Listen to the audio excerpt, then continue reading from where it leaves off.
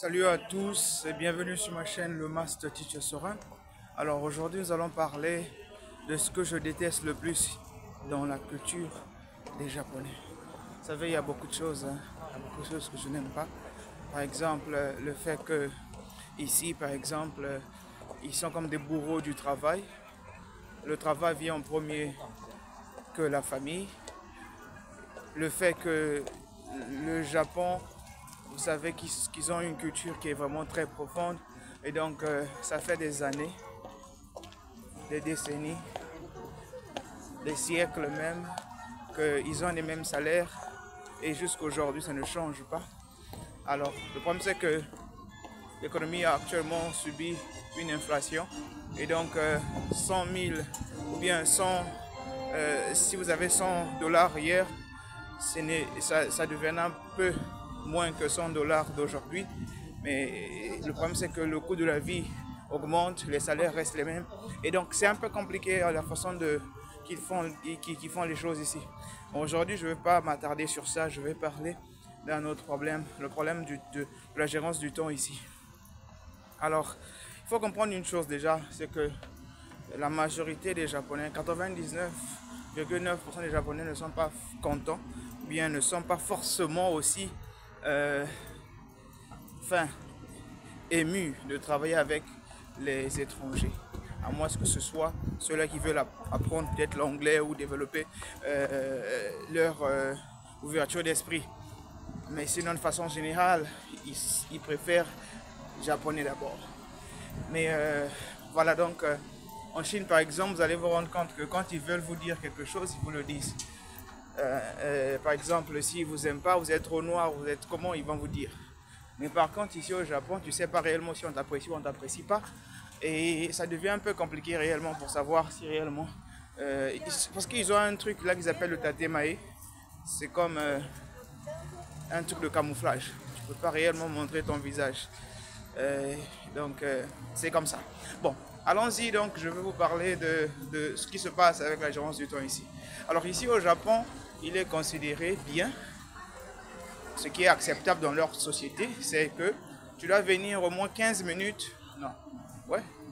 Même 30 minutes avant de commencer ton boulot. Le matin, c'est encore plus bien. Au début, tu viens même 30 minutes, 15 minutes avant de commencer le boulot. Et pour quitter, tu quittes au moins 20 minutes après que l'heure qu'on t'a donné de quitter là, 15 minutes, 20 minutes après. On te trouvera, genre, tu respectes leur culture et tout ça, quoi. C'est bien beau tout ça. Mais quand, par exemple, vous travaillez dans l'enseignement, par exemple, alors les cours ici finissent généralement à 15 heures. Et donc, on te demande de rester à l'école jusqu'à 17h30, 17h. Et là, c'est pour rester là, s'asseoir là, les regarder.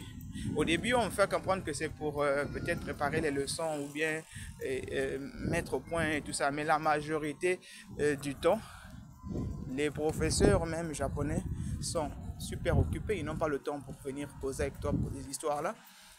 Et avec le temps, quand tu as l'expérience, tout ça, c'est des choses que tu peux faire avant parce que la majorité des cas, des fois, il y a des zones, il y a des heures de repos. Et donc, tu peux faire ça pendant ces heures-là. Il y a même des jours où toutes les classes sont annulées. Tu es là, tu t'assois là, tu les regardes. Tu ne peux pas oser leur dire, bon, ou bien même d'eux-mêmes qui comprennent que bon, il n'y a rien à faire ici. Peut-être qu'il va y avoir quelque chose à faire d'autre avec son temps. Non, non, au Japon, ils vont rester là à te regarder hein, jusqu'à ce que tu vas pourrir là-bas en train de gaspiller ton temps. Et pire encore, on t'interdit d'utiliser peut-être l'internet pour faire autre chose que ce qui ne concerne pas ton boulot. Ce qui est encore très bizarre. Parce que les gens ici pouvaient se contenter de ça lorsque vous pouvez vous contenter d'un seul salaire. Mais avec la vie d'ici, avec ce que je vous ai dit, le fait que les salaires sont les mêmes, il y a peut-être tout un siècle de cela, et que le coût de la vie a augmenté, et donc ça devient un peu difficile à gérer avec les salaires de base là. Et donc il faut trouver peut-être 3 à 4 boulots pour essayer de s'en sortir. Mais non, on te bloque encore comme ça avec ton temps parce qu'on te prend toute une journée pour que tu n'aies pas le temps de faire un autre boulot qui est hors le boulot qu'on te donne là, qui est ton boulot principal. Il y a des choses encore qui énervent encore plus. C'est que au boulot, là, l'environnement du travail, il y a des gens, surtout les Japonais qui parlent un peu anglais ou bien qui peuvent communiquer avec toi correctement. Alors, récemment, là, j'avais un petit truc à faire. Déjà que je vis au moins à 1h30 du boulot. Et donc, il fallait, enfin, et j'avais aussi reçu un appel. Il fallait faire un truc vite fait avec la famille et tout ça là.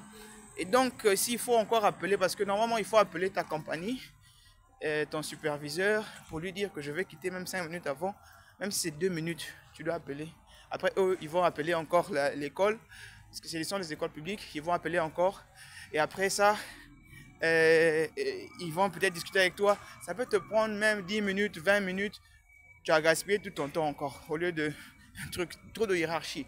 Et donc, je me suis camouflé un peu. J'ai quitté vers, c'était je crois, 17h20 ou 10 comme ça. Et donc, elle me suit derrière. Oh que non, mais comment tu quittes maintenant alors que ton temps pour sortir de l'établissement, c'est à 17h30. J'ai dit, mais toi, ta tête c'est là, ça va pas, non? Est-ce que toi, c'est toi qui m'as employé ici? Toi-même, tu es ce mon enseignant, on est tous des enseignants ici. Pourquoi est-ce que tu veux me raconter des bêtises comme ça? Mais comme ici, vous savez qu'ici, il y a vraiment histoire d'hypocrisie. Il faut vraiment s'arranger à maîtriser ta langue. Il faut vraiment t'arranger à garder les choses telles qu'elles sont.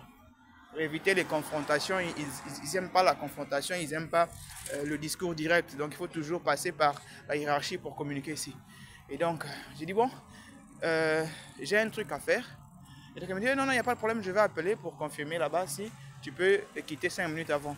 Je dis, ah ok, vas-y, va appeler. Après, ça m'a créé des problèmes, donc il fallait que je puisse me justifier encore là-bas. Oh, non, non, non, on m'a donné des leçons de morale encore.